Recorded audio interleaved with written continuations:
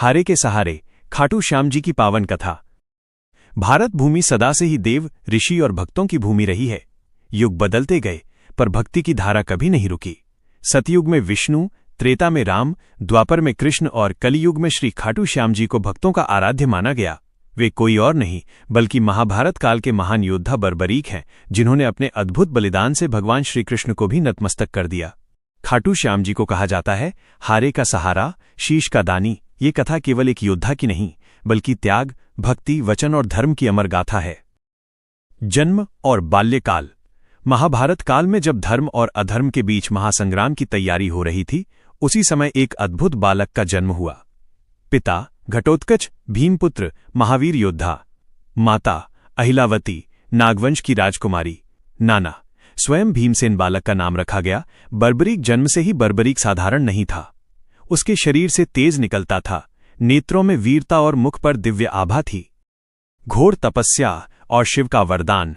बर्बरीक बचपन से ही शस्त्रों और युद्ध कला में रुचि रखता था। जब वो छोटा ही था तभी उसने घोर तपस्या प्रारंभ कर दी।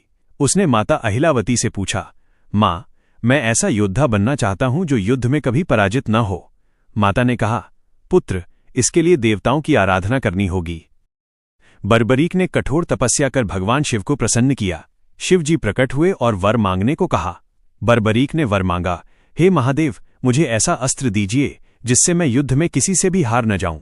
भगवान शिव ने उसे दिया 3 बाण। त्रिबाण की शक्ति। 1. पहला बाण युद्ध भूमि में मौजूद सभी शत्रुओं को चिन्हित करता। 2. दूसरा बाण मित्रों को चिन्हित करता। 3. तीसरा बाण केवल शत्रुओं का संहार करता, मित्रों को कोई हानि नहीं। इन 3 बाणों से पूरा युद्ध एक ही क्षण में समाप्त किया जा सकता था। इसके अतिरिक्त उसे अजेय कवच और अद्भुत धनुष भी प्राप्त हुआ। माता को दिया वचन। बर्बरीक ने अपनी माता अहिलावती को वचन दिया, मां, मैं सदैव हारने वाले का साथ दूंगा। ये वचन आगे चलकर उसकी सबसे बड़ी परीक्षा बना। जब महाभारत का युद्ध आरंभ होने वाला था तब बर्बरीक भी युद्ध में भाग लेने निकला। उसने सोचा, जहां अन्याय होगा मैं वहीं खड़ा रहूंगा। उसके पास इतनी शक्ति थी कि वो एक ही दिन में युद्ध समाप्त कर सकता था। ये बात जब भगवान श्री कृष्ण को ज्ञात हुई तो वे चिंतित हो उठे। श्री कृष्ण की चिंता और ब्राह्मण वेश। भगवान श्री कृष्ण जानते थे यदि बर्बरीक युद्ध में उतरा और उसने हारने वाले का साथ दिया तो वो पल पल पक्ष बदलता रहेगा और अंत में पूरी पृथ्वी का विनाश संभव है। इसलिए श्री कृष्ण ने एक ब्राह्मण का वेश धारण किया और बर्बरीक के पास पहुंचे। ब्राह्मण श्री कृष्ण ने पूछा, वत्स, कहां जा रहे हो? बर्बरीक ने विनम्रता से कहा, महाभारत के युद्ध में भाग लेने। ब्राह्मण ने मुस्कुराकर पूछा, तुम क्या कर सकते हो इस युद्ध में? बर्बरीक ने कहा, मैं केवल 3 बाणों से पूरा युद्ध समाप्त कर सकता हूं। ब्राह्मण ने हंसते हुए कहा, यह तो असंभव है, जरा सिद्ध करके दिखाओ। श्री कृष्ण ने पास के पीपल वृक्ष के सभी पत्तों पर अपना नाम लिख दिया और कहा, यदि तुम्हारा तीसरा बाण इन सभी पत्तों को भेद दे तो मैं मान लूंगा। बर्बरीक ने बाण छोड़ा। अद्भुत दृश्य। बाण ने सभी पत्तों को भेदा। श्री कृष्ण के चरण में आकर रुक गया। बर्बरीक ने पूछा, ब्राह्मण देव, क्या आपके चरण में भी कोई पत्ता है? तभी श्री कृष्ण मुस्कराए। महान बलिदान, शीश का दान। श्री कृष्ण ने अपना विराट रूप दिखाया। बर्बरीक तुरंत समझ गया कि सामने साक्षात भगवान खड़े हैं। वो दंडवत होकर बोला, प्रभु, मुझसे कोई अपराध हुआ हो तो क्षमा करें। श्री कृष्ण ने कहा, वत्स, यदि तुम युद्ध में उतरे तो अधर्म बढ़ेगा, इसलिए मैं तुमसे दान में तुम्हारा शीश मांगता हूं। बर्बरीक क्षण भर भी नहीं रुका। उसने कहा, प्रभु, ये शीश आपका हुआ। बर्बरीक ने स्वयं अपना सिर काटकर श्रीकृष्ण को अर्पित कर दिया। श्रीकृष्ण अत्यंत प्रसन्न हुए। उन्होंने कहा, कलियुग में तुम मेरे नाम से पूजे जाओगे, तुम कहलाओगे श्याम। और ये भी वर दिया, तुम्हारा शीश युद्ध देखेगा और तुम्हें हारे का सहारा कहा जाएगा। यही बर्बरीक आगे चलकर बने खाटू श्याम जी। युद्ध का साक्षी। जब बर्बरीक ने बिना किसी संकोच के अपना शीश श्रीकृष्ण को अर्पित कर दिया तब स्वयं भगवान भी उसकी भक्ति और त्याग से अभिभूत हो उठे। परंतु बर्बरीक की एक इच्छा अभी शेष थी। उसने विनम्र स्वर में कहा, प्रभु, मैंने जीवन भर युद्ध की तैयारी की है, क्या मुझे यह युद्ध देखने का सौभाग्य मिलेगा? श्री कृष्ण मुस्कुराए।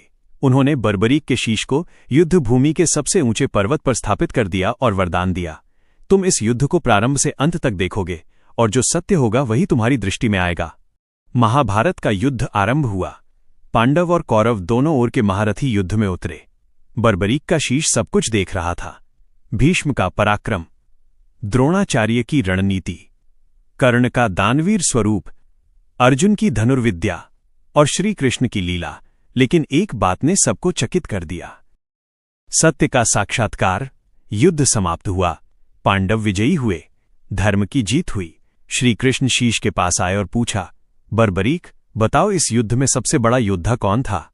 बर्बरीक ने उत्तर दिया, प्रभु, युद्ध न पांडव जीत पाए न कौरव, ये युद्ध आपकी सुदर्शन चक्र और आपकी नीति ने जिताया। श्री कृष्ण मुस्कराए। उन्होंने कहा, तुम्हारी दृष्टि सत्य है। युद्ध के पश्चात श्री कृष्ण ने बर्बरीक को वरदान दिया, कलयुग में जब धर्म कमजोर पड़ेगा, जब मनुष्य हारेगा, टूटेगा, तब तुम उसकी पुकार सुनोगे। तुम श्याम नाम से पूजे जाओगे। जो सच्चे मन से तुम्हें पुकारेगा, तुम उसका सहारा बनोगे। यही कारण है कि आज भी कहा जाता है, हारे का सहारा श्याम हमारा। खाटू धाम का प्राकट्य। समय बीतता गया, महाभारत काल समाप्त हुआ, द्वापर से कलयुग आ गया। कहा जाता है कि बर्बरीक का शीश धरती में समा गया। युगों तक वह शीश गुप्त रहा, परंतु भगवान की इच्छा से एक दिन उसे प्रकट होना था। ये कथा राजस्थान के सीकर जिले के खाटू गांव से जुड़ी है। एक दिन वहां के एक साधारण किसान ने खेत जोतते समय देखा, उसका हल किसी कठोर वस्तु से टकराया। भूमि से रक्त की धारा निकलने लगी। किसान भयभीत हो गया। उसने गांव वालों को बुलाया। जब खुदाई की गई तो धरती से एक दिव्य शीश प्रकट हुआ, उससे तेज निकल रहा था। उसी रात गांव के ठाकुर को स्वप्न आया। स्वप्न में स्वयं श्री कृष्ण प्रकट हुए और बोले, ये बर्बरीक का शीश है, इसे सम्मान सहित स्थापित करो। यही कलयुग में श्याम कहलाएगा। गांव में उत्सव जैसा माहौल बन गया। शीश को विधि विधान से स्नान कराया गया, उसे फूलों और वस्त्रों से सजाया गया। राजा ने भव्य मंदिर बनवाया। यही बना श्री खाटू श्याम मंदिर। कहा जाता है कि जो भी सच्चे मन से यहां आता है, उसकी मनोकामना अवश्य पूर्ण होती है। हर वर्ष फाल्गुन मास में खाटू श्याम जी का विशाल मेला लगता है। लाखों श्रद्धालु पैदल यात्रा करते हैं, श्याम नाम का जाप करते हैं, नंगे पांव दर्शन को आते हैं, क्योंकि भक्तों का विश्वास है, श्याम अपने भक्तों को कभी खाली हाथ नहीं लौटाते। महिमा और उपनाम। बर्बरीक ने अपना सर्वस्व दान कर दिया, बिना किसी शर्त के, बिना किसी भय के। इसलिए उन्हें कहा जाता है शीश के दानी, और क्योंकि वे सदैव हारने वाले के साथ खड़े होते हैं, हारे के सहारे। कलयुग में यदि किसी नाम में सबसे अधिक शक्ति मानी गई है तो वो है श्याम नाम।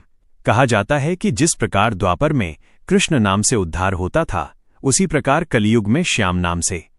जो श्याम को पुकारे, श्याम उसे निहारे। श्याम बाबा के अद्भुत चमत्कार।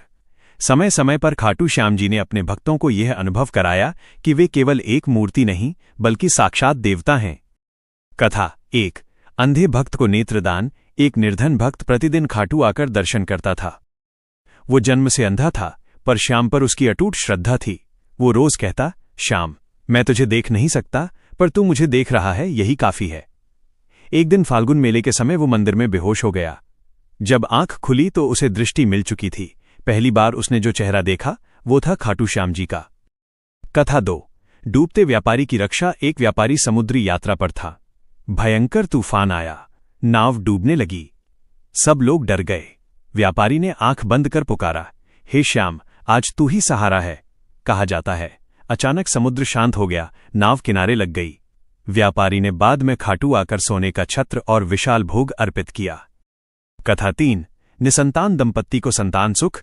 एक दंपत्ति वर्षों से संतानहीन था। उन्होंने अनेक उपचार किए, पर कोई फल नहीं मिला। किसी संत ने कहा, खाटू जाकर श्याम से शीश नवाओ। दोनों ने 11 बार खाटू की पैदल यात्रा की और निरंतर श्याम नाम का जाप किया। कुछ समय बाद घर में किलकारी गूंज उठी। भक्तों के अटूट विश्वास का केंद्र। खाटू श्याम जी को राजा नहीं, मित्र माना जाता है। भक्त उनसे खुलकर बात करते हैं। कोई कहता है, श्याम, आज बहुत हार गया हूं। कोई कहता है, श्याम, अब तू ही रास्ता दिखा। और श्याम हर पुकार सुनते हैं। परंपराएं और भक्ति भाव। खाटू धाम की परंपराएं। निशान यात्रा। भक्त अपने घर से निशान लेकर आते हैं, पैदल चलते हैं, श्याम के नाम का जाप करते हैं। एकादशी और फाल्गुन मेला। विशेष दर्शन, रात्रि जागरण, भजन कीर्तन। भक्तों, बाबा क्यों जल्दी प्रसन्न होते हैं? क्योंकि उन्होंने स्वयं सब कुछ दान किया। उन्हें अहंकार नहीं, केवल भक्ति चाहिए। न सोना चाहिए, न चांदी चाहिए। श्याम को तो बस सच्ची श्रद्धा चाहिए। कहा जाता है कि श्याम गरीब और दुखी के सबसे निकट होते हैं। बड़े बड़े दान से नहीं, छोटे से भाव से प्रसन्न होते हैं। शीश के दानी श्याम हमारे, हारे के सहारे श्याम हमारे। जो भी आया द्वार तुम्हारे, खाली न लौटा श्याम हमारे। भक्त कहते हैं, आज भी खाटू में श्याम चलते हैं, बोलते हैं, सुनते हैं।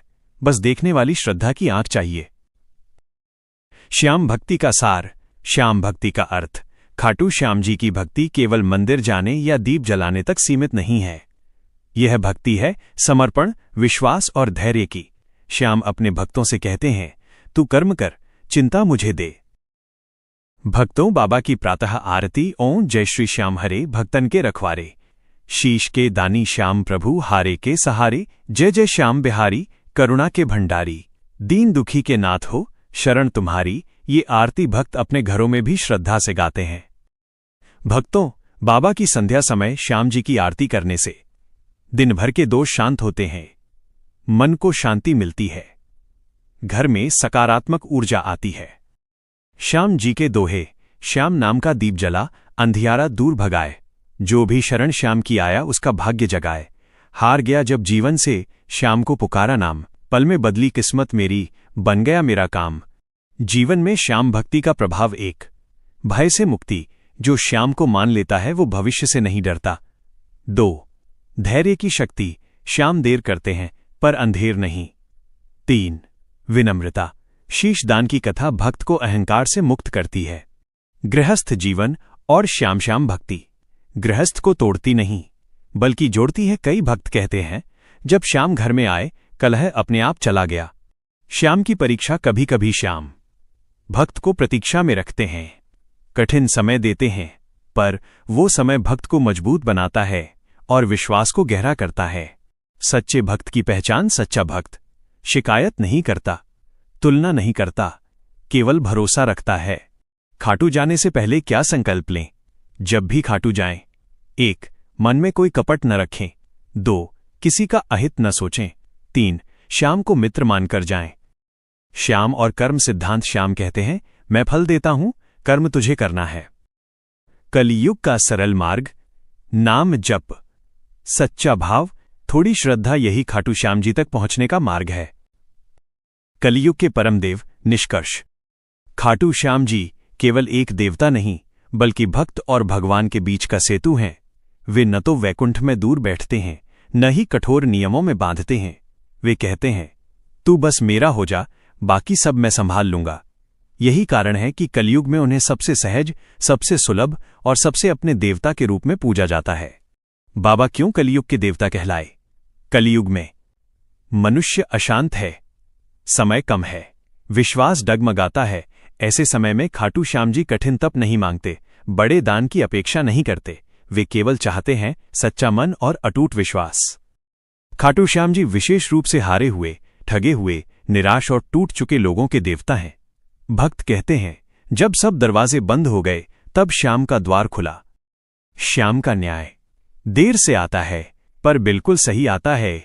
वे किसी को बिना कारण दुख नहीं देते और बिना कारण सुख भी नहीं। उनका हर निर्णय भक्त की आत्मा को मजबूत करने के लिए होता है। जो एक बार खाटू जाता है वो केवल दर्शन नहीं करता, वो कुछ बदलकर लौटता है। किसी के भीतर धैर्य आ जाता है, किसी के भीतर आशा, किसी के भीतर विश्वास। खाटू श्याम जी भगवान कम, मित्र ज्यादा हैं। आप उनसे कह सकते हैं, आज मन ठीक नहीं है, आज बहुत हार गया हूं, और वे सुनते हैं। श्याम भक्ति का सबसे बड़ा रहस्य यह है कि जब भक्त खुद को पूरी तरह श्याम को सौंप देता है, तब श्याम खुद को भक्त को सौंप देते हैं। यदि खाटू श्याम जी आज स्वयं संदेश दें तो शायद यही कहेंगे, घबराना मत, मैं तेरे साथ हूं, तू अकेला नहीं है, तू बस सच्चा रह, बाकी सब मैं संभाल लूंगा। सफलता में कृतज्ञता सिखाते हैं, असफलता में सहारा बनते हैं, दुख में धैर्य, सुख में विनम्रता। खाटू श्याम जी की कथा हमें सिखाती है त्याग का मूल्य, वचन की शक्ति, भक्ति की विजय। बर्बरीक का शीशदान केवल एक घटना नहीं, वो संदेश है। जब अहंकार कटता है तभी भगवान मिलता है। शीश के दानी श्याम हमारे, हारे के सहारे श्याम हमारे। इस जीवन की हर लड़ाई में बस तू ही प्यारे श्याम।